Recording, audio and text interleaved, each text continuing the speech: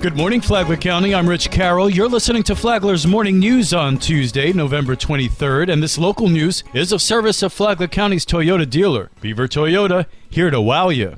The 2021 holiday season starts this week, and some may struggle mentally with returning to normalcy after not seeing family during COVID-19. Rich Petschke reports. Dr. Louise Allen is psychiatrist and medical director for the Center for Behavioral Health at Advent Health Orlando. He says COVID-19 raised awareness to mental health issues. We have gone through 3 spikes during this pandemic, and we are seeing more cases, issues as it relates to anxiety and the aftermath of so many problems that have happened during this time. Allen says during holiday get-togethers, it can often be other family members who observe relatives that may need treatment. The Mental Health Association of Central Florida, they develop a concept of a lifeguard, being a lifeguard to others. Really, we should be vigilant of those symptoms that they're experiencing. But it's important that they first make sure that they're not affected. Before we can recognize it in others, it's very important for us to have that self-awareness.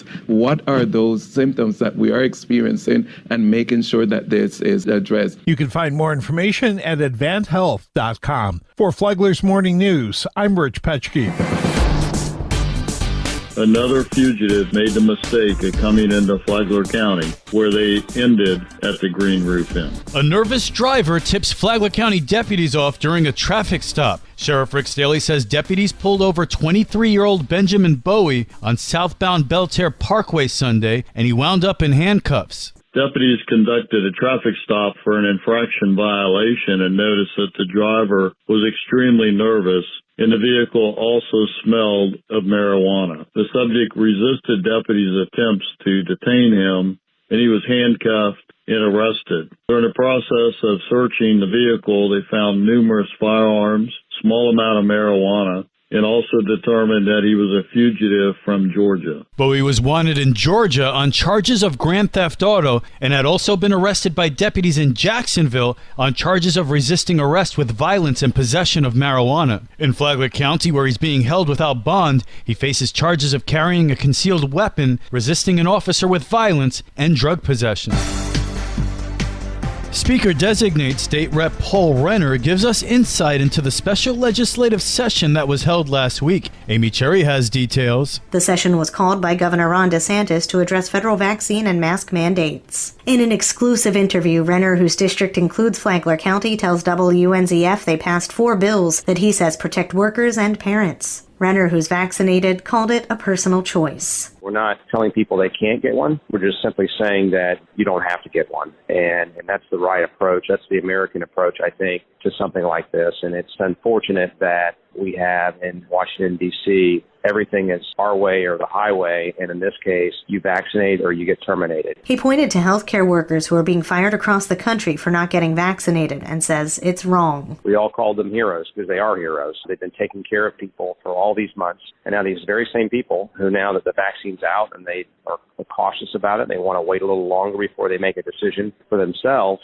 we want to tell them to get their stuff and leave, and it's just not right. And so this special session means that Florida has the strongest laws, I believe, in the nation to protect workers and their rights and their medical freedom. Hear more from Renner on the special session this week on WNZF. From the WNZF Newsroom, I'm Amy Cherry. Flagler County is hosting a free storm spotter class. Karen Johnson has more. Flagler County Emergency Management and the National Weather Service will host a free Skywarn Storm Spotter class on Wednesday, December 1st at the county's Emergency Services Building. Flagler Emergency Manager Jonathan Lord. We teach it in partnership with the National Weather Service. And what the point of the class is to teach people how to recognize severe weather. Anything from recognizing cloud formations, and we teach people how to report that to the Weather Service so they can improve their forecast and also allow us in emergency management to better keep the first responders up to date with severe weather that may be about to impact our area. The class will provide attendees the knowledge to become a part of a nationwide network of volunteers who support local emergency management and the National Weather Service by recognizing and reporting severe weather. It will cover everything from identifying simple cloud formations to tornadoes. Lord says storm spotter reports from Flagler County to the National Weather Service have included water spouts, hail, wall clouds, flooding, and even developing tornadoes before they could be detected by weather radar. Go to flaglercounty.gov to register. For Flagler's Morning News, I'm Karen Johnson.